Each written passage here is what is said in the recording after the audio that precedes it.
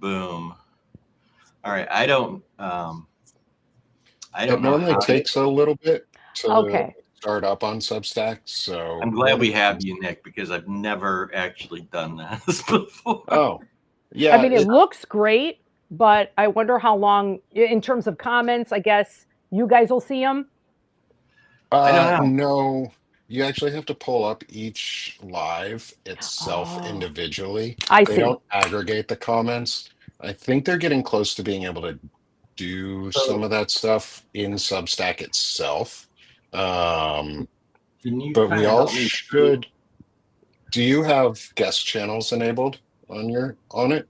I don't know. Where would I look? Did On you Reese. set up any channels for Substack? Like, did you Yes. set your stream keys and all that stuff? Yes. Yes, I Okay. did. So at some point, something should show up from you, Rick, at least. I set up a stream key on my side, so it should also go live if you have guest channels enabled. So if you click on the channels in Restream itself in the top next to the like end stream button in the top right hand corner. So okay, I'm up there. End stream button. What am I looking for now?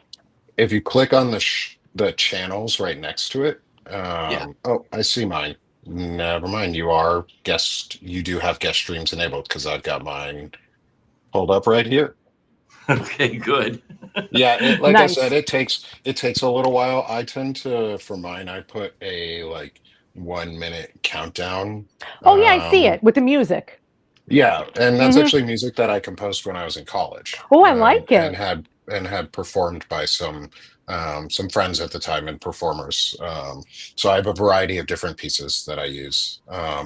So that comment one will not show comments from Substack. That will only show like YouTube, Twitch, other I things like see. that. Substack doesn't stream in those comments yet, um, but I think they're going to get there.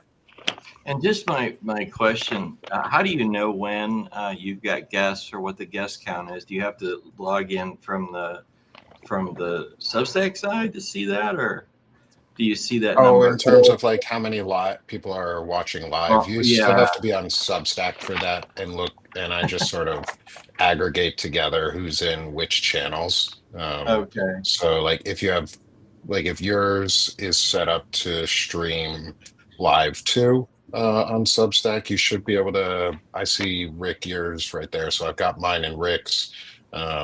Lisa, if you had a have a stream key too and set up your Substack channel, you could actually enable it while we're live. Um, Oh, and it'll set you as live. So if you were to create a live event in Substack okay. on your dashboard in a web browser. So learning lesson for everyone. Hi, I'm Nick Paro. I like to teach things. Um, so I do actually have a how-to guide on this, which I can send you Oh, that'd be if you great. want to. Yes. But it's actually super easy to do. Is you set up a live event in Substack on your actual web browser dashboard. So like where you find all your analytics and stuff. When you hit the create new button, it'll have like new live video. Mhm. You create a new one. There is a new button in there that actually says invite co-hosts now, so you can actually do it from your dashboard, which is freaking cool. Um, so I'm thinking some cool stuff might be on the horizon for that. Um, and what that does is that creates a unique identifier key and a URL for you, which is going to be your actual streaming. Like if you were doing through like OMB or whatever, there's another third party platform that requires extra stuff. But for us, it creates what's called a stream key. It's a UUID, so it's a unique identifier. It's just a line of characters, numbers, and A through Z characters. Mhm. And that pairs is a pairing key that authenticates you Oh, between Substack and Restream and yeah. says um, it's an RTMP, which it's streaming, it's a it's audio, video, and data streaming Real keys time, that real connect time real media time. protocol. Yeah, real-time media protocol for data, audio, and video streaming. So that UUID, that stream key, Hmm. says, hey, you have authorization to stream from point A to point B. Is this something that I have to do now, or is this for future You reference? can do it now. It's very quick. You don't have to. If you don't Oh, want okay. to right now, because both Rick and I are live on Substack, and I'm giving y'all a nice little like intro session on how to Okay. set up a UUID or I a know. This is stream very key. helpful. This is actually something I really like doing. So it's not weird for me. Like that's one of my favorite things when I was in tech was to teach people. Oh, I've always thank liked you. it. Yeah. So. Well, Yeah, we would because love we'd love to do yeah, that. And yeah. Lisa, just so you know, I wasn't trying to leave you out of anything. I thought the stream key deal. I have his stuff Right. already, and I left you out because I thought you just needed to Together. just that if I did it from my end, you wouldn't need it to do it from yours. You would just Right. So for today, let's just tell you Yeah. You about can what actually, you yeah, go the ahead. funny thing, I think you can actually, if you have one stream key, it may, because I accidentally did it, it may say, Lisa, you're now live, but it may just funnel you right into Rick's chat if you use the same Oh, key. okay. Um, and it But won't say that both you, Rick, and Lisa are live. It'll just say Rick is live, but on your Correct. like Substack profile page, it'll give you that red banner that says live on it, Mm, right. and it just funnels to Rick's live. I got it. And accidentally then figured that out. the recording will end up by Rick. Yeah, Yeah, yeah, Okay. and it's yeah. going. So we're good, and we've got a number of folks that have joined. So I want to Oh, welcome. good. Awesome. Hi, Yeah, everybody. hi, and hello, welcome to this. This is kind of an off-time episode of the Rick and Lisa show, the Tipping Point Cafe, as we're kicking around workshopping names, I guess I you like could that call title. it. So yeah, and today we're lucky to have, for those that have joined, we have a couple folks here, which is great. If you see me looking this direction, it's because it's just this wonky setup that, as you may notice, we look different than we've looked as far as the Rick and Lisa show ever before, and that's because we're using some new technology on the back end. And Nick happens to be, in addition to being our guest our guest today, he's also probably the absolutely beyond qualified, most experienced person with this technology. So we were Thank just God. starting. Yeah, thank God. And Thank you. I appreciate that's that. for sure. So yeah, and I just had I kind of put together a little bit of a bio for Nick, and I didn't want, it's not verified, so I wanted to just sort of say, hey, Nick, since we may have folks out here in our audience today, I want to state our goals for this particular time together and welcome everybody into our shared spaces here, because I know it's important for us to do that. And I'm sorry I haven't been able to rattle off the people who have joined like I normally do, but my head cannot split into two parts and look that direction and that direction at the same time. It just has, I'll get that skill down soon, but not yet today. But so having said that, Nick, could you maybe spend a few minutes and just riff on your skills, your background, where you came from, kind of what your mission is here? I know you've got Banner and Backbone, the Firebrand Project. You've got a lot of things that you've got your hands in, and they're all great. And I think we just love to hear, if you could, kind of maybe a summary for maybe 3 to 5 minutes on, if you're all right with that, with Oh, kind of absolutely. what you're up to. Okay, so you take it away, Nick, please. Hey, everyone. Rick, Lisa, thank you so much for inviting me. I love coming on and talking with people. One of my favorite things to do is talk. If people haven't noticed, who follow me and are subscribers to me already, I do it a lot. I have a lot of shows, and I try and get a lot of information But I'm Nick Paro. I am the creator and host of the Sick of This Shit publications. We just had a new name change from Sick of This Shit with Nick to Sick of This Shit publications. I'm looking to expand it because I actually want to publish my poetry through it. And so I'll get into that a little bit. Um, Going back some days, a little bit of history of Nick is I originally went to college at Carnegie Mellon University for music theory and composition. So I have a degree in that, and I'm a classically trained musician. I trained voice and learned how to sing all through high school and college. Wow. I was in the college choirs, the select choir, and it was an incredible experience. I recorded a majority of the university's opera and solo performances, and put together a lot of recordings for other performers to be able to submit for like auditions and final tracks and tapes. So if you listen to any of my intros for a lot of my shows, those are actually music that's music I have composed myself, and had recorded by somebody else. I will not name artists unless they give me permission to do that, but since it's my music, I get to play it. Yeah. And since I'm the recording artist and the composer, it is my music and I own the rights to it. And they all have their recordings anyways, and if they wanted to publish them, I would be happy to name them, but I don't like adding people to things that they don't want to be associated with, possibly. And I'm very independent about that and making sure people are connected. So my big thing is after that, I did not get the job I wanted, or the funding I needed to go to graduate school. So I joined the Army. I went in for 4 years. I deployed to Afghanistan. I trained as a intel collector. I'm a trained interrogator, so I learned how to speak and talk to people and get information. It's not as scary as it seems. It sounds pretty terrifying, but I'll just say, that's my perspective. It Every was time I hear toughest- you say that, I just have this waterboarding vision of like the thing coming So over me. funny you say that. Is they actually teach, one of the things they teach you is what to look out for if somebody is being tortured, because when I was in the service, Abu Ghraib had happened, and the Yeah. MPs, who are the military police, tortured prisoners, not the Yeah. interrogators. The MPs tortured. We got blamed for it. So there was a whole bunch of like new regulations we had to follow, but they also got into a lot of trouble, and it was really good that they did, because torturing people is bad. So we learned what it looks like, so that to see the signs for it.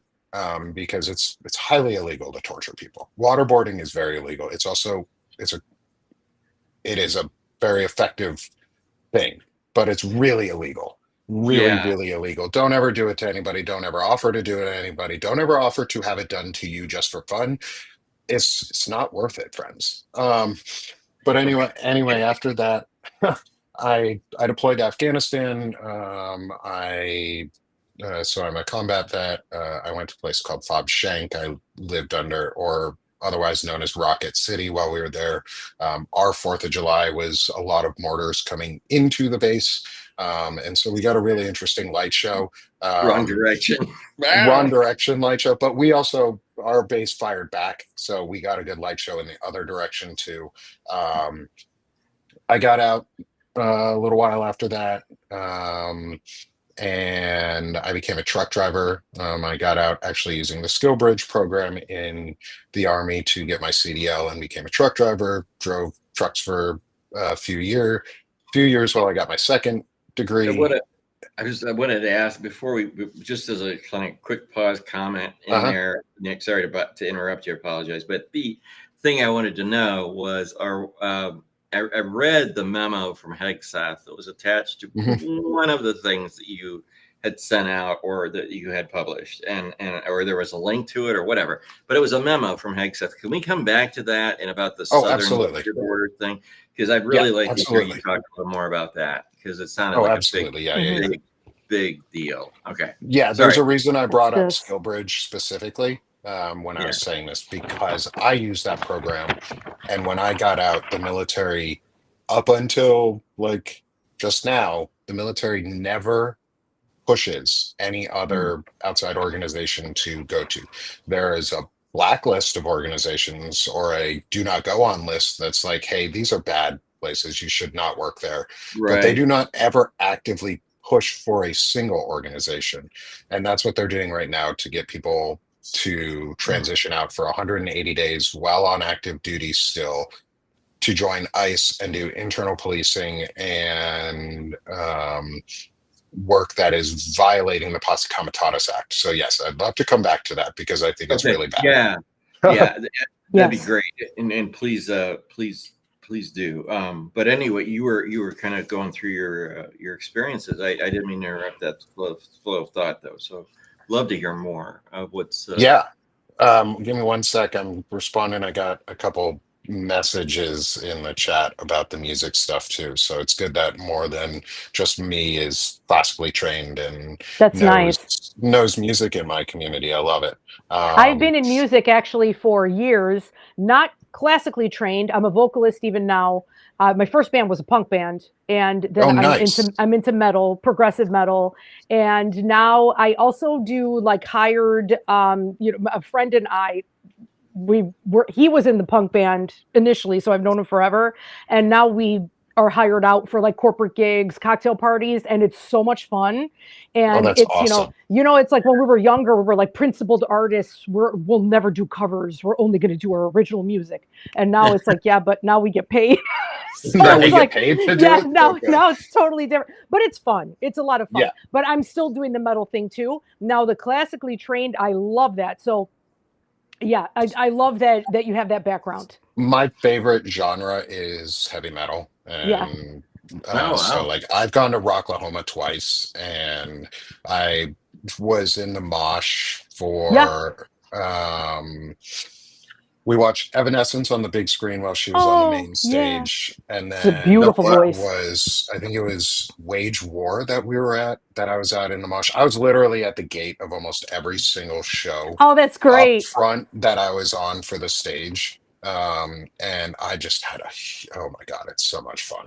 Then Like if you've got you to ever know, get to go to rock concerts and yeah, venues, definitely. that's all we did in the 90s. Punk shows, like a lot of, I like the general admission shows. Not to get too off topic, Rick, I'm sorry, but just, because we're bonding with the metal, like right now, Yeah. just real quick. But you probably know a lot of my metal cover band, Iron Maiden. We've done Dio. Mhm. I figured out that Dio is my spirit animal. I always loved him, Nice. but now covering his songs is just incredible. But they even have me doing metal church. So that, Ooh. yeah, so fun. So fun. Okay, we could talk about Okay. all of this stuff Let's, Oh, later, but absolutely. We just a should little have a mini full, bond. you should come on my show, Lisa, and we should have a talk about just I music. would love I'd it. love that. yeah, Yes, So I'll sounds talk to great. you after and Nick, get you know, let's run the Perfect. show. if you want to talk, man, I've got my master's in music and Ooh, I was teaching gonna degree, say even teaching degree and a performance degree from nice. we all More the yeah, attracted each merrier. other. Yeah. yeah. So I Musicians haven't find used it in musicians. years. Yeah. Like, and so getting back to the story of me in Yeah. this is just so that we get back on topic before I get off topic again, because I go on I tangents. do that too. Um, Totally. is Totally. like I drove local pickup and delivery truck driving for a few years while I was getting my second degree in computer science. And so I got my second degree, and then towards the end of that, I used a federally registered apprenticeship program Mm, to upskill for veterans targeted at getting into the tech field. And I got an apprenticeship at Amazon, wow. where they sent me to coding boot camp. So I have a degree in computer science plus a coding boot camp experience, which was awesome because I Wow. got both the theoretical and the practical knowledge. And then I Yeah. did a paid internship with Amazon that led to a full-time job for a few years until COVID happened. And then we were a pilot team for full-time remote right before COVID happened. So we were we had the option to go home. I was in Seattle at the time. We were we were one of the first I cities was that going to closed. ask, were you at the corporate one I in was at Seattle? one of the corporate offices in Seattle. Right. And 2 weeks before the city itself closed down, our team was given the option, hey, if you want to go home, you can. If you have like immunocompromised family members or you are, and I was like, yep, Right. pick me. I'm going home, and I never left. And so I That was helped home. build and maintain. Was that back to where you are now, or is that somewhere? No, Was I that was in Seattle? Washington. I You was I was okay? just Okay, outside of the Seattle area. gotcha. Yeah, I We was in lived in Rent. Seattle. We Yeah. lived in Seattle in the Puyallup area for almost 10 years. Oh wow, cool. I was And I was right down in Renton, just south of Seattle, where the Boeing assembly plant was, and yep, that's where we I were able used to to find. deliver a lot of freight out there. Ah, yes, lots of Terrible roads. big grainies going around in Oh there. yeah. For those who don't know, they're just airplanes without wings. So anyway, please continue. Yeah, no. On. And so I worked at Amazon for a few years. I helped build and maintain the Alexa Health. I was on the Alexa healthcare team before they shut down that entire division, and I lost my job. The only time I've ever lost my job is twice in tech. And I've had careers before that, and I never lost my job. And it wasn't because I did anything wrong. It was always because they were like, Yeah, hey, we're just shrinking out your entire division out of or, oh, your job is obsolete because we made it obsolete. So we're just going to let you go. Anyways, it's not that I'm bitter about some things, and I'm contractually obligated not to talk about certain companies, and we'll never say any names until I'm after that 1 year contractual obligation, and then they can fuck off all they want. right. Is I that hear being you. said, is I built and I helped build and maintain the COVID self checker at home, so you could ask Alexa, hey, do I have these types of comorbidities or symptoms? Should I go to the doctor? Do I have COVID? And it worked really well. I also added in the suicide prevention hotline piece of it. I'm really Wow. big into advocacy for like folks with disabilities and awareness around that. That's one of my big things, is because I am a disabled veteran. I have fibromyalgia. I have other chronic conditions that are really, really shitty, and we're being pushed out of a lot of systems and society in a lot of ways. And the VA is being attacked, and I use that as my healthcare. And it's really shitty that they are trying to take my services away, as well as other veterans. And I'm a big advocate for disability and things like that, and I always have been. Helps that you grow up with a psychologist for a parent and a military for the other parent. You get both worlds on how to mesh them. Imagine. Um, Wow. and so, sorry. Worked at Amazon, lost my job after COVID ended. It was like right before Thanksgiving. We got the notice, the entire division was shut down. I was lucky enough to get on at a startup. I worked there for almost 3 years. It was a very good experience. I learned a lot. I became a senior DevOps engineer, so I'm really well versed Very in cool. backend and platform development for software. The big thing that I've found that I really enjoy out of all of this, though, is connecting people, and I guess community organization, but just connecting people in general, and giving back and finding how I can bring other people together, because that's all I did as a platform engineer, was connect systems and how do they communicate and what's the most efficient way to get them to communicate. How do you improve that communication? And for me, communication is the most important piece of the system. And for anyone in the chat, if you're familiar with Conway's Law, it's a really unique, it's a very simple concept. That says the way that systems are organized are based on their communication patterns. Specifically, businesses is what he was talking about, but it applies really well to almost all systems. And we can see it in government: is the less transparent it is, the less government works. The more transparent it is, the more it works. Right. And so I really enjoy bringing people together. Nikki, Kat, thank you. I appreciate those comments a lot. Thank you so much. But that's really what I found I love. And then I lost my job. in July of this year. I had my Substack open before the election, and I was writing about like Stephen Miller and stuff going on because I'm huge into the tech and tech deconstruction as well. Yeah. And And then I when would I like, lost if my you job, could, I was like, sorry, I got to do one quick poetry. question. Sorry, I Yeah. keep interrupting you, but when you say tech deconstruction, for those of us that don't perhaps understand what Yeah. that is, could you do a little bit of a definitional riff on what tech deconstruction actually means? Yeah. Because I might not know. Yeah. Yeah, if you are familiar with the idea of cult deconstruction or Mhm. Oh yeah. even evangelical church deconstruction, Oh yeah. tech deconstruction is basically the same thing. It's deconstructing a patriarchal system built on false meritocracy where people steal your ideas, Mm. and then put you down Um, and claim credit for everything. And they tell you the more you work, the more that you're going to get seen, but the more you work, the less you get seen. You just get more work on top of it, and they right. don't ever promote you or do they just drag you along on little like, hey, we're going to give you this, we're going to give you that, you're going to get this promotion if you keep working hard, and then it never comes. Like I said, the only two jobs I've ever lost are in tech, and it Okay. has not been because I've done anything wrong. Mhm. Like I wish I could talk about the work that I had previously just done, Yeah, it's okay. so I I could know. really go into it. But Yeah. like what it led me to was I got out, and through this whole time I had been bullied by another, and that's another big piece of tech deconstruction too, is the toxic Mm. masculinity structure.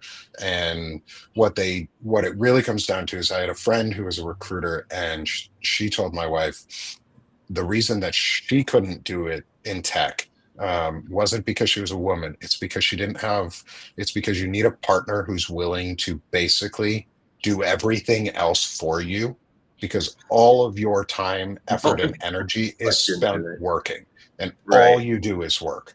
That Oh is God. literally all I worked 80 to 100 hours some weeks.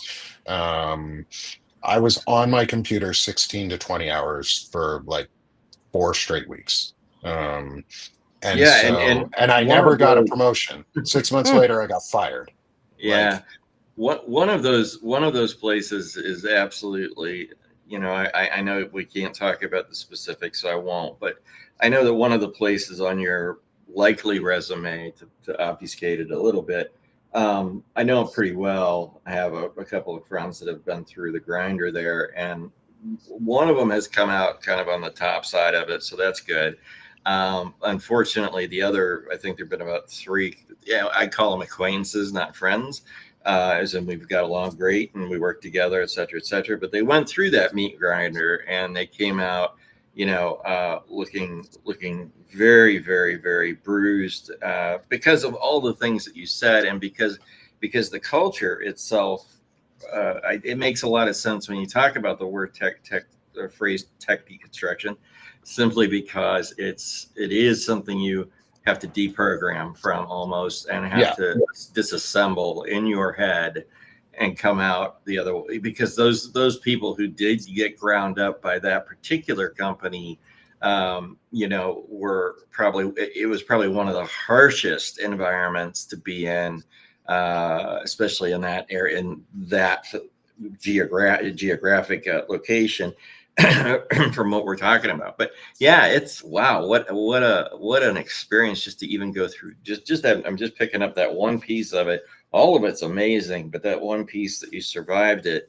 and came out on the other side with some sort of an optimistic outlook of being able to do something like Substack, like like whatever, right? Other than yeah. look back Well, at the experience and bemoan it that it didn't go differently, because I know I would have had problems well, with that. the only way I got through it was I go through individual and group therapy using the VA. Mm. Like Yeah. Mm. I have a weekly group therapy that I go to that is amazing and gives me Is that telehealth emotional or distress. It is a telehealth, and that's one of the things that cool? they're eventually trying to get rid of is telehealth access, which would mean I would then have to drive an hour to a therapy appointment for an hour and a half therapy session to drive an hour back. So that's 3.5 hours of a day that Wow. I would go to instead of an hour and a half therapy. I wouldn't be able to do that and maintain the level of work that I do for everybody around here. And like it's really important to me that I also support this community. Like that's why I'm Yeah. doing this is I like building community, and it's not about me. Like I don't want to be the thing that everybody has to rely on. I want to get everybody connected so Yep. that I can take a break. Like I worked nonstop in the tech field for 6 years, over Yeah. 6 years, and I didn't really get a vacation in any Wow. of that time. And I'm still deconstructing, and I'm still tired from work, and Oh, I'm I still can burnt out imagine. from tech. And I got out in July. And so the first thing that I did, and the only reason I got through it was because of that therapy, was I leaned into the creative side that I had sort of ignored for 6 years. Yeah. In a Yeah. lot of ways, is I used to do a lot of woodworking also, and Oh, that's cool. I do still do that, and I'm getting back into it. I have some stuff I have to Okay. build. I'm building a dining room table. Um, My it's going to be a uncle was a beautiful Sorry, I am carpenter, brown. too. That's so so funny. Oh my I God. know what goes into that, and I love that. That's amazing. It's I'll have so to artistic, and yeah. I'll have to show you some of the pieces. I'll Oh, I show would off. love I it. love Yeah, showing I'd off love some of the to. pieces. I did a Wow. vase that's like 253, I think, pieces. Um, Wow, and it's a layered vase of maple, walnut, and mahogany with a beautiful. walnut footer. And I did individual I'm gonna layers, ask if you fused turned it them, or latinum, boom, turned them, and made a beautiful big bowl vase for it. I have some also like solid wood vases, like a cherry piece Oh, um, and some others. So I'll definitely bring some on oh, yeah. I and would have love you to guys see on and that. It, talk. Do just it's like a break show like that. yeah. Yes, because it's It's nice to also have that kind of, a little bit of levity in, because the things that we talk about is extremely important. yeah. And Yes. right, just something to take your mind off a little bit. Because the other day I was watching like old episodes of Facts of Life. I swear to God, like, I needed Hmm. something to kind of like put my mind, but then we always are in the thick of it. And one thing that I wanted to say, Nick, is the reason why I love your network, because you're building a network, is just that your personality, I feel like, is conducive for that, like bringing people Yeah. together, like you were just saying, which I Thank think is you. wonderful. And Banner and Very Backbone is awesome. And like I said, I love Palin Talk. And these are things, Rick and I are in the same exact page of raising awareness, Hmm. and not necessarily like you were talking about liking to educate, and you are qualified to do that. In my instance, like with a lot of this stuff with politics, I literally started paying attention in 2020 is what did this to me. mm, Before that, I knew in the periphery. I feel like most people are like that. And now, since 2020, I feel like people are starting to pay more attention. That's why we have these Substack viewers. That's why we're getting these audiences, which I think is wonderful. So, yeah. with respect to me, that's where I'm coming from, and I Hmm. love talking with our audience as well, because I learn from them. Rick is a fountain of knowledge, so I love having him because he knows like so much about history and political science and all of these things. So that really helps me as well. But I have to say, I love what you're building, because you're doing all of these extra, you have the time now to be able to dedicate these other publications. And my hope is that we start out small. Like I'm super small, like right now. But as we gain more momentum, little by little, and my dream is that these concentric circles will just like keep expanding outward and then end up touching each other, and maybe Hmm. even make bigger movements, because we know, like, we follow Midas Touch, we follow David Packman, they have big platforms, but they Yeah. always say, and I just was listening to, I think it was Tim Miller actually was saying, he was like, we need more progressive voices. We don't have that right wing machine that the right has built Hmm. for decades and Oh, decades. We need yeah. that as well. So I love what you're doing, and yeah, that's So, basically my so whole point. let me get into that a little bit, because that's the Yes. next piece of all of this. Is so I started. I lost my job, and I really started into the sick of the shit. At the time, sick of the shit with Nick. Now it's sick of the shit publications. I love that Is title. I always did. Thank you. Um, and I've added a little subsection, which is the sick of this show, which is the Mhm. actual live stream. And then my what I really started doing when I lost my job was poetry. So I leaned back on my creativity, and I was like, what can I do instead of going like deep into the hole that I might normally go into? and beat myself up and become either a danger to myself or my family because we lost my job. Like, what's things are crashing. Like, I could have gone Right. really, really, really deep, but I didn't. I Yeah. didn't. Instead, I was like, you know what? I haven't done anything creative in a long time, so I'm going to write some poetry. My Yeah. grandfather used to write poetry. I've actually, a couple of the pieces I composed in college were his poetry into music. Oh, Um, that's nice. and eventually I want to publish his stuff onto my site as well. But I rebranded recently because I want to do an actual book. I want to write a book of poetry. And so right now I am using Cool. Sick of This Shit with publications to be sort of a memoirist place for myself, plus the home for my lives, where I do a lot of my videos individually with guests, with friends from Banner and Backbone and all around, with Walter Ryan. Mm. Monday, I do a chronic illness discussion with folks like Stephanie Wilson and Soso, Yeah, right. and I the saw Scented that. I've Bloom seen has this. been on. Um, and then my other side is I co-founded a publication with Lawrence Winterman Mhm. and at the time Frederick Pogue, and we co-founded Banner and Backbone, which is our civic-based platform. Which Rick, you know about because you've Oh yeah. interviewed us at least once about, Yep. and I owe you some more interviews on that too. I'd love to come back and discuss Banner and Yeah. Backbone a Love to lot. have you for Um, that. and one of the cool things, so Banner and Backbone is an actual media network. It's a little for-profit business where we're building a media network um, that is, in my opinion, so you were talking about it like the big networks like Midas Touch. Yes. We're going to use oh, I got some stuff on me. Anyway, we're going to use the example of an umbrella. Midas Touch is the national umbrella. They cover national and international news really, really well. Really, really well. They don't do local news very well, though. Hmm. Right. Bulwark is international. Lincoln Square is Yeah, I like Lincoln veteran Square.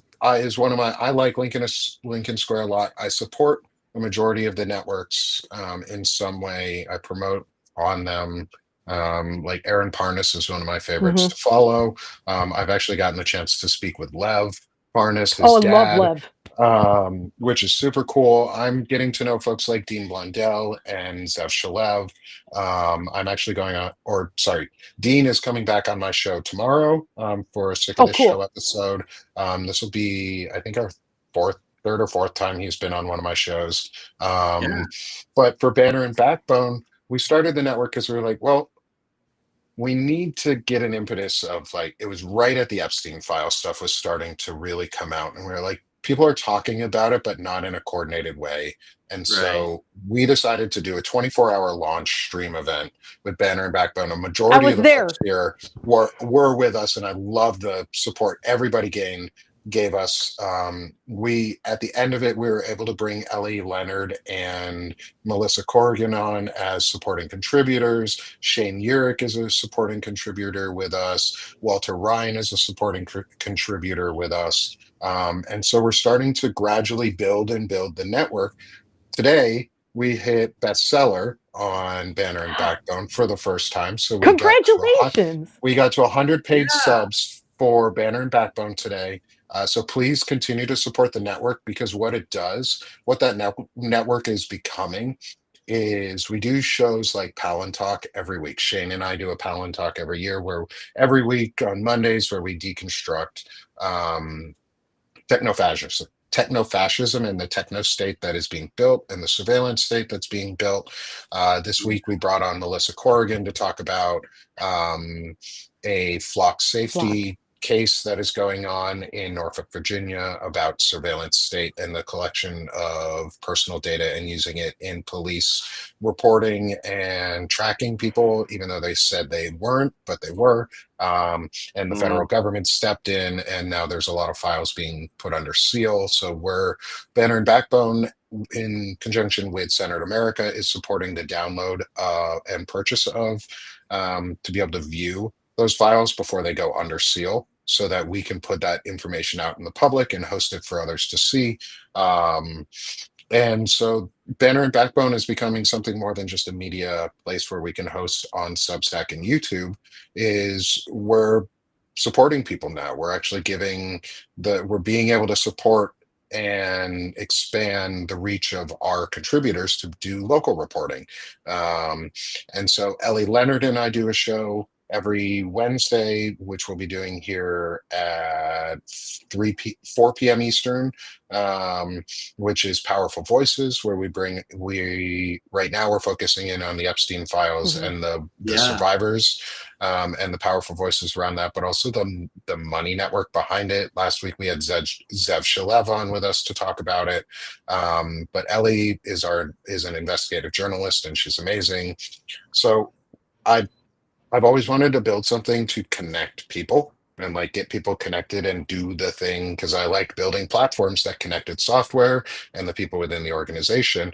And so now I Yeah. get to do that. Like I'm actively building somewhere where people are connecting with each other and talking and providing information and getting good content out. And we want to have folks like Rick come on to do civics lessons and history lessons, or have Professor Terrence Goggin come on, who is the former West Point history professor, and have lectures on civics. Have Shane do philosophy talks, and we've talked about reading like the Allegory of the Cave and actively discussing it as part of what we do for a show. And just do a philosophical discussion, not debates, but discussions where ideas are actually shared and built upon.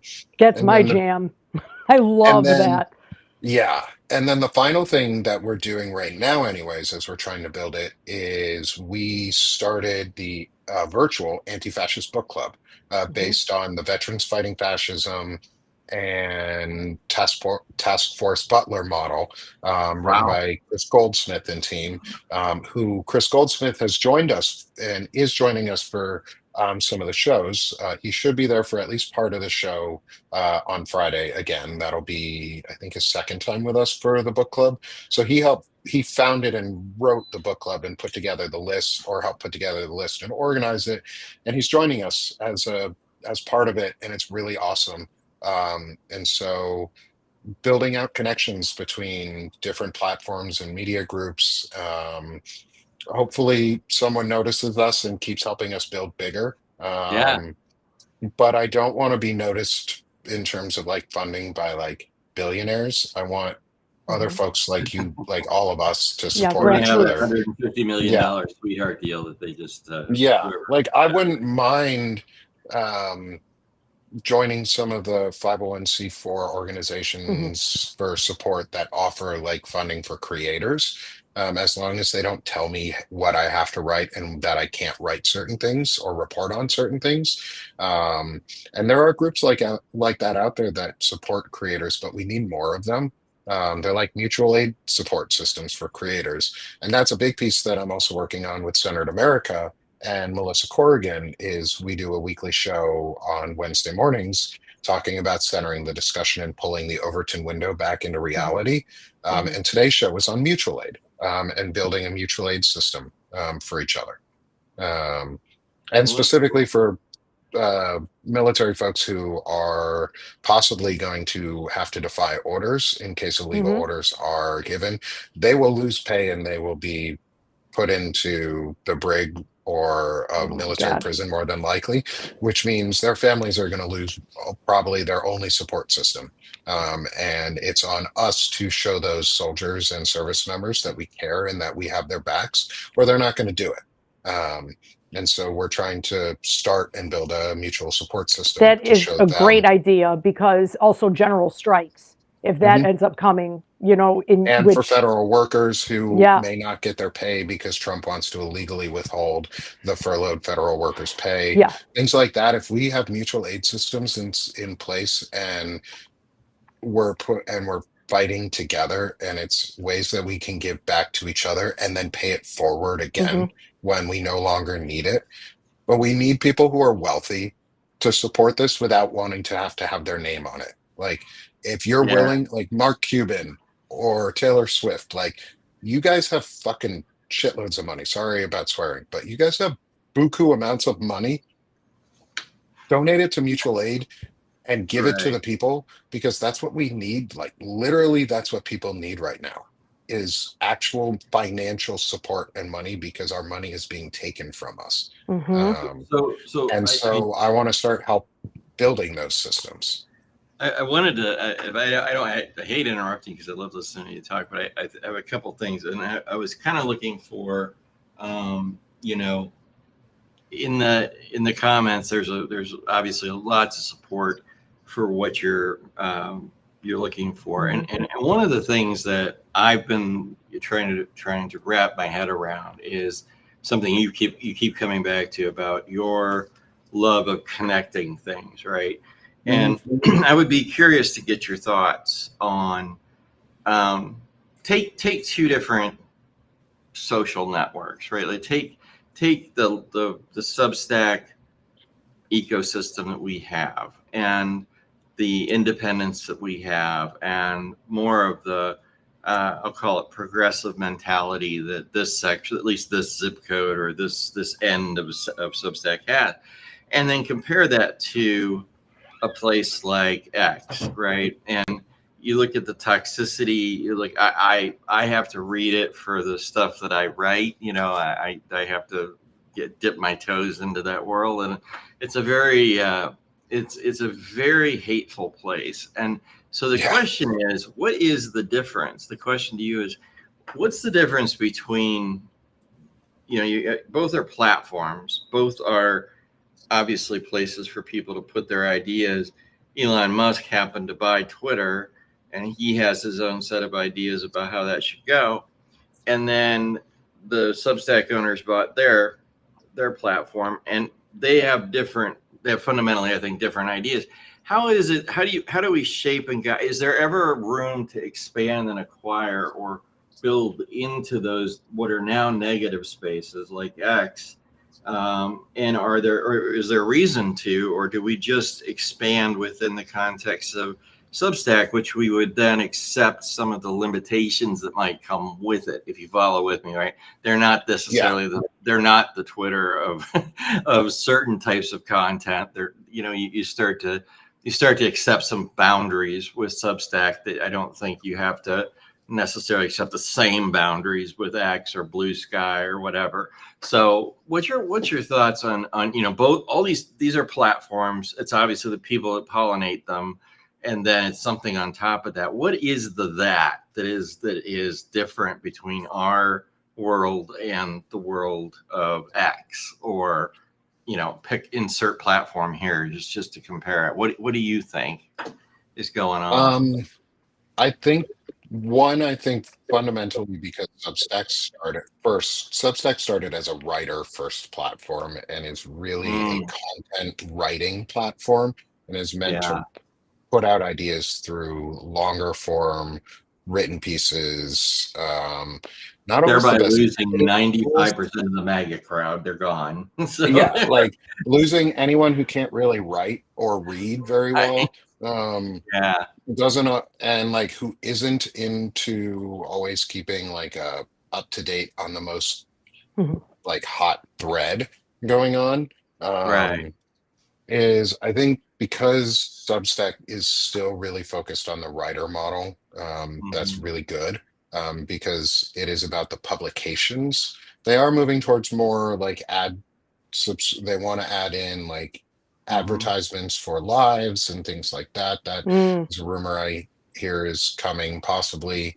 Um, who gets access to that is first and when will be an interesting question, because Sure. it'll probably go to the bigger platforms first and then proliferate down to us when there's less room for growth, or ad buy space. And that being said, I think Substack has a lot of really cool features. I know they're working on the live stuff to get it better, in a lot of ways, and I see that there are improvements coming out. But I don't think we should be relying on a single streaming platform or a single platform ever. I think the difference, though, for Substack, other than it being writer focused, is that actually because it's writer focused, people are more inquisitive on Substack, and they're willing Yeah. to ask questions or talk and be in good faith, it feels like. I That's think what I that's like. really the big thing. Hmm. But I love the lives functionality of it because it Yeah. gives us the chance to actually interact with the audience. And like I'm in both the chats, and it's hard right now on Restream. They don't do it very well where we cannot see the chat aggregated all into one. Where Hmm. if we were on Substack, it would be the single chat. But I like Restream because it gives us the chance to also expand into other networks. Like for Sick of This Shit Publications, I have a YouTube for the Sick of This Yeah. show, And you got a um, lot of shows in there. I was just there which today. I'm up to almost 200 subscribers on. And once you hit Yeah. 500 subscribers and some other metrics, you can open up paid subscriptions on YouTube. Banner and Yep. Backbone is building a YouTube channel right now, and we're up to 54, I think, subscribers on there. So please come subscribe to Banner and Backbone on YouTube or Sick of This Show on YouTube Yeah. as well. But we're also looking into other streaming platforms too. Like I want to move into and look into streaming on Twitch, um, because you Oh can do yeah. that through Very, very, Restream, very, very popular there. Yeah. and that's a huge platform.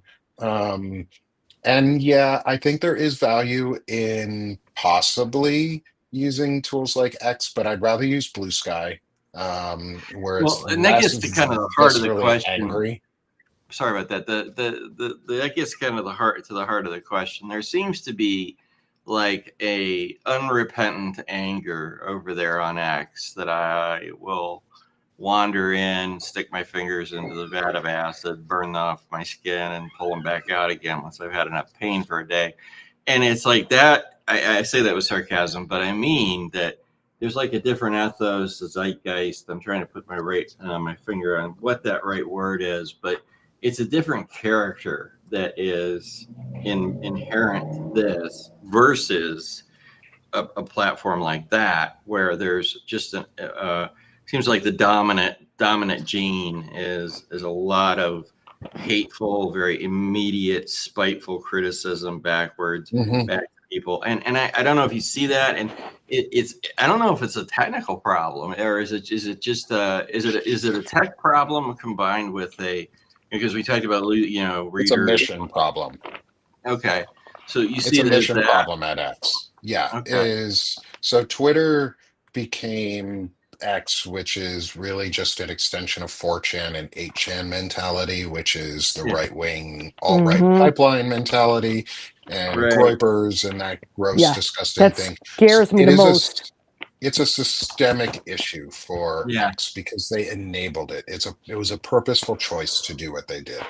There used to be platform and content moderation that would filter out things like Nazi propaganda being advertised on your feeds, or things that are not associated and are very anti what you talk about.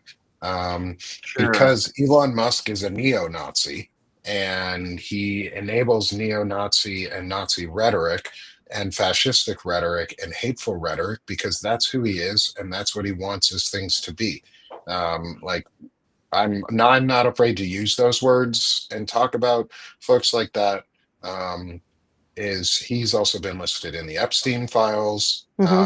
He is yeah, trying to take over the U.S. through illegal means. He wanted to be a shadow president, even though he's not allowed to be president constitutionally because he is from South right, Africa and he is not an American born naturalized American citizen. right, Um, he cannot run, and so he's building tech companies and he's used all of the resources. He's not even building, he bought tech companies and used his money and Right. influence to buy more money and influence, right, and to then destroy the system that gave him all that money and influence because he needs more of it. One, I think, is just morally bankrupt and he's a piece of shit. And so I have a really hard time supporting a lot of his companies. yeah, In any ways unless I'm forced to do that.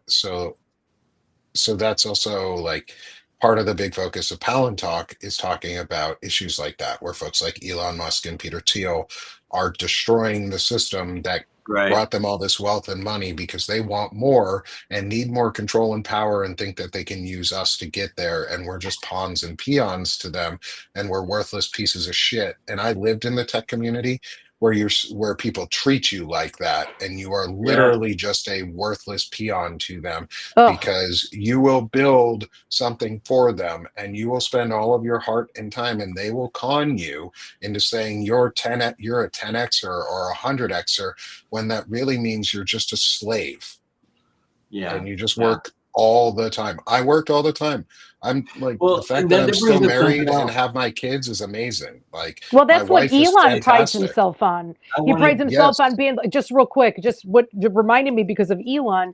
It reminds me of how he's like, well, everybody sleeps on the couch and they're just, it's just like so wonderful. Everybody's so invested in their work, but it sounds very it's much not what you're healthy. describing. Yeah. Yeah, yeah, it's well, and okay, unhealthy for any I've of got to get us. this in here because I'm going to Yeah. forget it again. It's my old age. So I'm going to pull the old man card here. But okay. So is it not to forget? So your name of your publication company, uh, multiple podcasts, multiple things. You use the phrase "sick of this shit," right? Which is, and then your description of your employment situation. I can pretty well fill in dots, and I think a lot of people have been through. Maybe not a lot, but many of our audience have probably been at least exposed to that world. So I'm going to say that's not going to be too hard of a leap for them. But here's the thing: and I'm just asking because I really want to dig into what your thoughts are behind this, which is, are you, do you have resentment because sick of this shit, sick of this show, sick of, that seems to be a resentment filled statement. Now, I'm not criticizing you at all. Hell, I would call it something probably worse, but I just am saying, given the dynamics of how you got here, is there a level of backward looking resentment that you bring to your current uh, art creation through poetry and expression, your philosophy of how to approach life and problem solving and so forth. I'm just curious where that goes. It's not there's no, by Yeah. the way, if you infer any judgment there isn't. It's No, not a no, bit. no, no, no, no. It's a great Okay. question. Okay. And I appreciate you asking, is because, yeah, I am sick of this shit. Like, I got fired, and the first thing that I thought was, and I called a lawyer and I was like, what can I do? Like, is this legal? And they're like, yep, you're in a right to work state. You have Mm-hmm. no rights. Um, Yeah. and I'm sick of that. Like, I'm sick of the idea, like, I'm sick of being told that everything that I was promised as a kid, like, I'm a 90s baby. Like, I'm a millennial. I grew up being told that you go to college, you get a great job. Out of college, you're going to be set for the rest of your life. You're going to have a pension. You're going to get a 20. You're going to be at the Yep. same company for 20 plus years. And I got blamed in high school Yeah. for crashing the housing market while I was still a junior in high school, like sophomore, junior in high school. Now I've us been Gen sick Xers, we of this were up there shit. actually crashing it. So yeah, you Yeah. were absolved. And so I'm part of a generation that has been gaslit and blamed Yeah. since we were high schoolers. Like, I have been blamed since I was in high school for crashing the economy, to killing the diamond market, to killing the napkin market, to killing Mm. the paper towel market, to killing golf, to everything. Everything for 15 years or more was said millennials crashed this. Millennials are destroying this. Millennials are the problem. No, we were fucking kids trying to get into the world. Yeah. Boomers are the fucking problem. Sorry, They boomers. Y'all fucking suck. You took everything from all of us. and this is Gen all in Y, their image.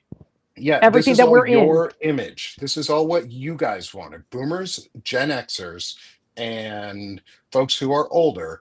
It's not my fault. I wasn't in office to make these choices. I was in high school. We got Yeah. blamed for everything. And so I'm sick of it. And then I got fired, and I was told I had no right Recourse. as a Yeah. employee to fight any of it. And it was, even though I knew what had happened, is if is as it may not be technically illegal, but it is highly unethical. Oh, Mhm. sure. Yeah. And immoral. And I think, and we have become a society where the only thing we care about protecting are corporations, and people are second class to that, and we don't matter, and we're literally replaceable. And I'm sick of fucking being replaceable. Like, Mhm. I want to replace myself, not because I'm out of like I'm not needed, but because other people know what I'm talking about and what I'm doing, and they can help fill the gaps. They can expand on what I'm doing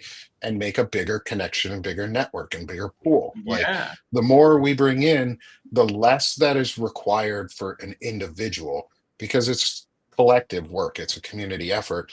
But corporations suck. Yes, Nikki, So corporations let me ask suck. you that. They Let suck me ask you a everything out of tangent you. off that. Let me ask you a tangent off of the last one, which was the corporations suck. So I spent a lot of time in the weeds of economic data, macroeconomic data, and smaller pools of data. So, and I'm sure in your experience, you've probably had exposure to the same thing, which is, that there is a constant curve that goes up where the wealth that's generated by people down here in the lower is constantly migrating and then accelerating as it goes up to that top 1%, right? And so the idea is that the more the labor class works with the less money that they can, or with the absolute minimum that they can survive on, they end up in a cycle where they're feeding basically the ultra wealthy even more. And right this minute, I've looked at the latest numbers from the Federal Reserve economic data, and it's like, if you look at that tiny little dot up in the upper right hand corner, it's probably backwards to you guys, but it's in the upper right hand corner. I look at it and I go, holy crap! There's $46 trillion inside of that 1%. That if you redistributed it, the impacts. If you just give models, like if you tell a model, give me all the things you could do with 44 to 46 trillion dollars, if you slowly drained it out of the economy, because if you tried to do it all at once, the money would catch on fire and burn up. But basically, if you spread it out over 10, 15 years, tell me what you could do with it. And I've written articles about it, and it's stunning. I mean, it's like we could build Silicon Valleys all over the country. We could build thousands of hospitals. We could eliminate hunger. We could eliminate Yes. poverty. There's so much we could do if we could unlock and do a giant wealth redistribution down the food chain. And where it seems to tie it off to your thought that I think is interesting is that you connected the boomer ethos of kind of like this, right? I've run into this too many times where in my own family, so I'm not casting stones at anybody else's world, but even in my own family, there were people of that generation of the post-war and boomer era who accumulated wealth but then hoarded it. I mean, it was very difficult to pry it out of their hands while they were still alive or when they were still alive. And then even it was more of a, well, we're not going to give it to you, we're going to make you work for it. And so there's a lot of people in that boat, right? And I'm just blown away by the ethical mindset at the top of the food chain right now, is that the more money they've got, the better off they'll be. But in reality, if you just study at least basic macroeconomics, the more money they descend and redistribute into lower parts of the income curve, you get much, much, much better results over, because everybody wants to spend the money that they've got. They want to save some of it, yeah, for rainy day and for retirement and things like that. But it makes no sense to have all that cash stuffed into that dot in the upper right corner of the wealth distribution curve. I don't know if that makes sense, but it's like, wow. In other words, if I gave the explanation that what it was due, but what I'm trying to say is it's like, wow, we have a lot of reason to be thinking about how do we want our futures to go right now, because Yeah. this is not going to end well. I mean, this whole Trump thing, No. I don't care how the fuck you play it out. Excuse my language. I don't care how you play it out. You can just roll dice or throw darts at the wall or whatever the hell you want onto a bunch of name tag. You know, a guy could die. You know, Vance could take over. You know, who knows? Martians could land. All of it, none of it ends and bodes well for us who are down here at ground level. And Correct. you know what I mean? So yeah, I get the sick of the shit thing, but I also get the wow, man, we're gonna have to deal with whatever comes down that doggone pike again. It's gonna be like the Minority Report where the balls come down that thing and dink, come out. And Like, what the hell is this? Anyway, but you get the yeah, sorry, go ahead. no, and so that's actually one of the big things that I like talking about is and I like reminding people about in my stuff is it's not Trump that I'm sick of. I don't care. Like Trump is a piece of shit. He's just giant Yeah. orange, demented, dying orangutan. Like it's not him I really care about. It's the people behind him that are really the problems that are Yeah, driving all of this, who are not going to go away when Trump dies, like you said. Like the next step is the more dangerous piece. Like we know right. Trump, he is the enemy that we know, he is the bad guy that everybody knows. Um, Lisa dropped on us a while ago. I don't know if she's back Paro. in our restream hiding. Um, Oh, hold on a minute. is I can get her in here. There she is. There she Hi. is. I didn't want Hi. to get too Yeah, I far got on kicked you. off. No, that's okay. I don't. I got a message coming in or And something and it kicked me off. oh, it does that. Yeah. It'll do that to you.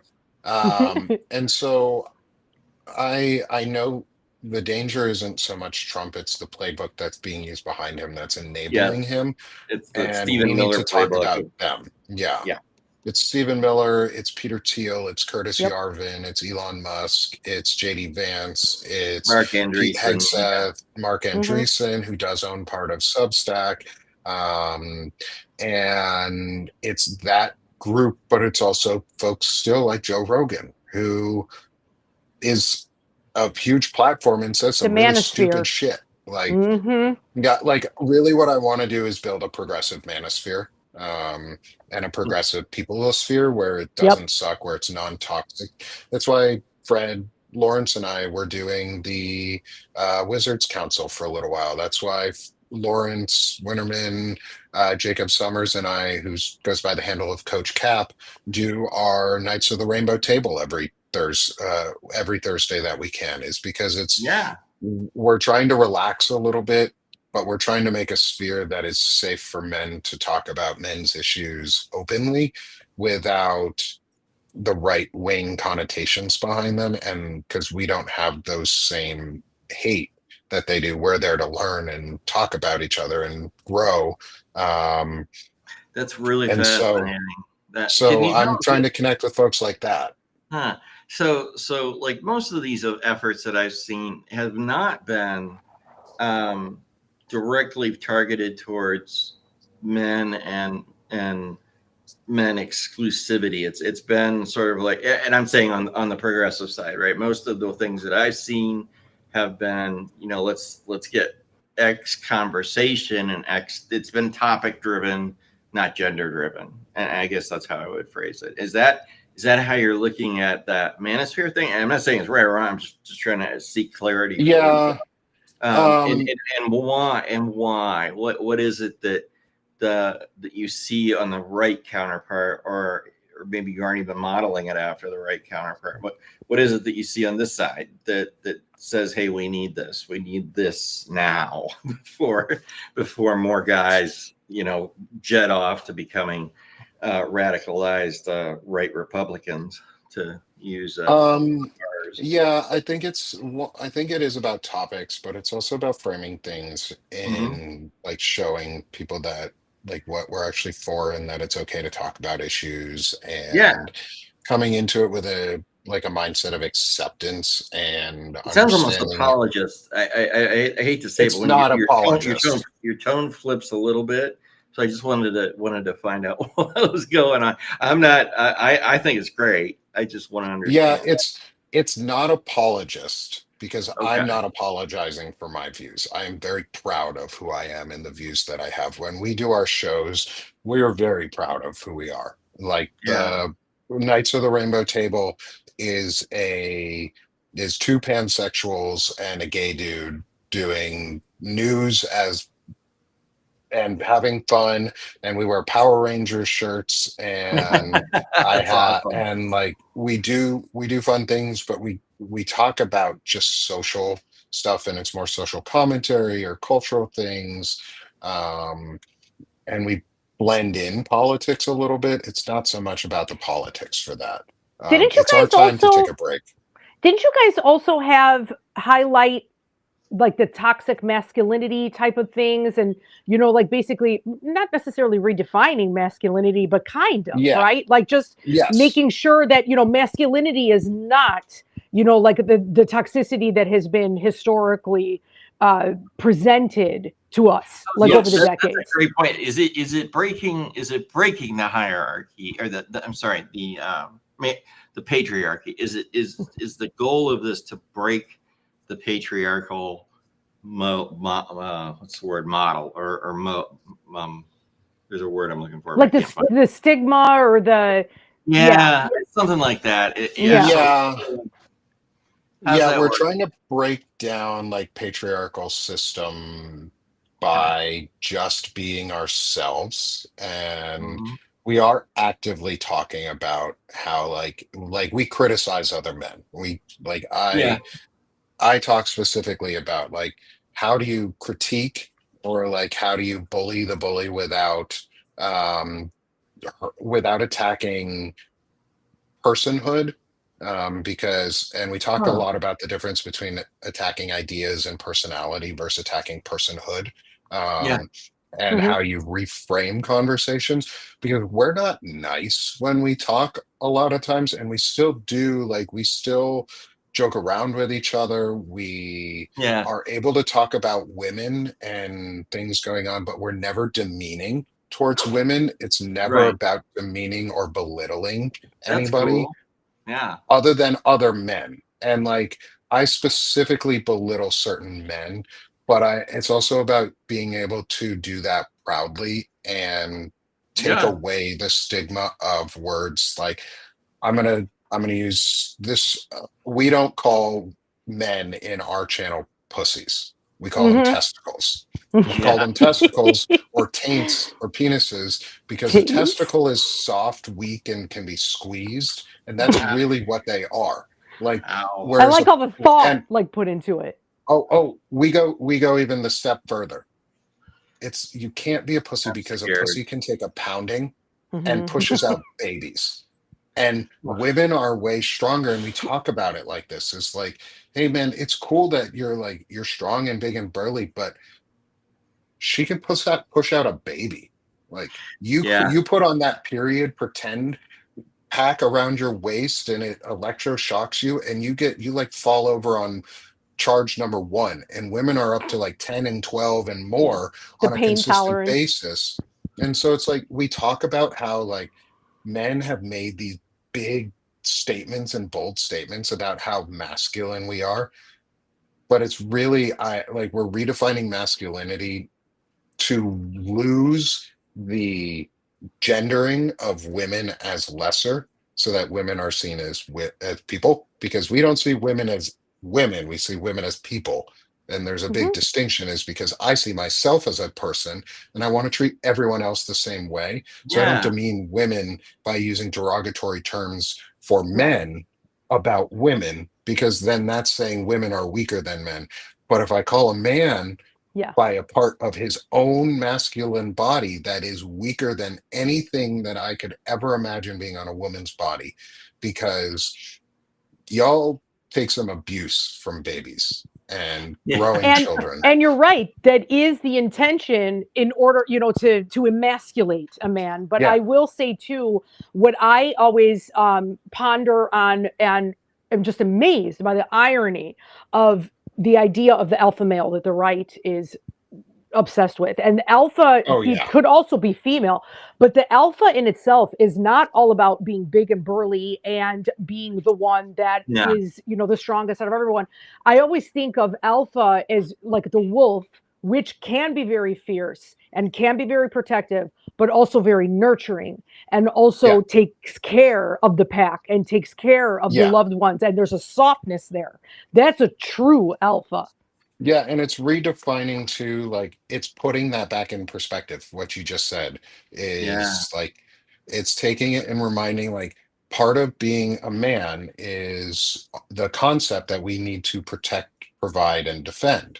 Okay, well, protecting doesn't always mean getting in the way of, doesn't mean standing in front of.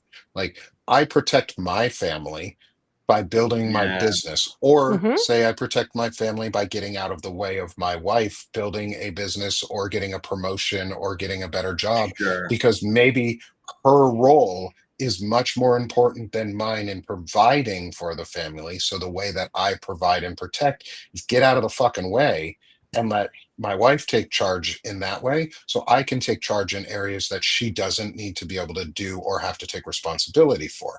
Because like for me, I've been married 10 years, so I'm in a partnership and I love my wife very much and she's my best friend. And I will never out any information about her. But the thing that I will say is But we won't we ask it. talk to we talk to each other and we have a partnership because I see her as an equal, Yeah. or Right. and there's no difference between her and me. Her success is our family's success too, which means Yeah. if her success is doing something that allows, say, me to actually protect and defend the family by being a part of it and Hmm. getting to know my kids and living in their Yeah. lives, that is protecting, providing, and defending too. So it's like I may sound a little apologetic at times, but I'm never apologetic when I talk about these issues because there's nothing to apologize for. I just apologize on accident because I have that psychological wall that says I have to apologize for things that I'm not necessarily at fault for or don't need apology for.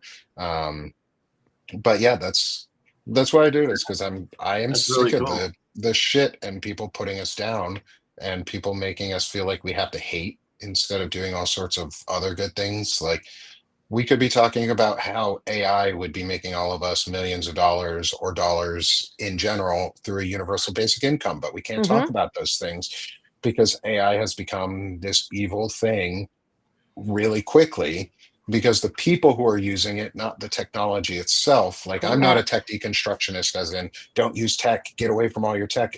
I'm a tech deconstructionist as in let's deconstruct the patriarchy and the fake meritocracy out of it and make it into a system that actually values people. Yeah. Because that's what I was taught tech was for, was it was a tool for people to make It's a our lives tool. easier and do no harm, but do good while you're doing it. Um, Yeah. and so my Well, that's really cool. publications are hopefully doing good and connecting people. Yeah. Um, and with that, I, I do actually have to drop though Oh, no. here in a yes. Yeah. minute. Yeah, We're because I think over. you're on soon. Can Yeah, we? I'm Can on we? in 9 minutes with Ellie Leonard. Right. So you have this time for a bio break and all the other good stuff. Is it okay? Can we maybe plan or pencil you in here for? It's already Wednesday, but can we maybe get you back next week for another Oh, session? absolutely. Yeah. Oh, I would love it. Okay. Because Oh, we'd love to absolutely. talk through some more. I have a list of questions I've developed after based on what you said. So yeah, Yeah, I want to absolutely. Exactly. Love to.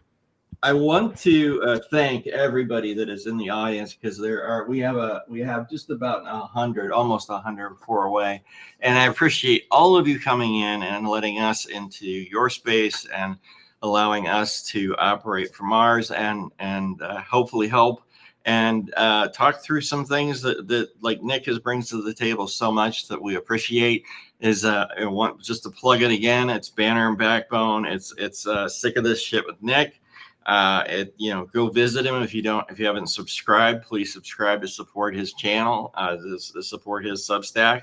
And did I miss another one? I forget. I think I did all No, three. it was Okay. the Sick of This Shit publications and Banner and Backbone are my Banner and two. Backbone. I also Amazing. collaborate with Shane Firebrand. Gear to help support on the yes. Firebrand project where I can. Palin Talk. And Palin Talk's actually a Banner and Backbone show now. Oh. We moved it from being we stream it on all of our channels, but it's hosted on Banner and Backbone as Ah. the main home great. for it now, and that gets streamed on the YouTube every week. And like I said, we're going to be working on streaming it into places like Twitch, plus building out systems where we can Very cool. restream episodes in order. Oh, that's and so cool. people can get some like recapped content for like the book club and stuff like that. So expect some really cool stuff coming out from all of that. All right. And the more support and friends we have to help on these things is always we're here for you. good. Yes, Yeah, thank you I so much, appreciate Nick. This was All right. amazing.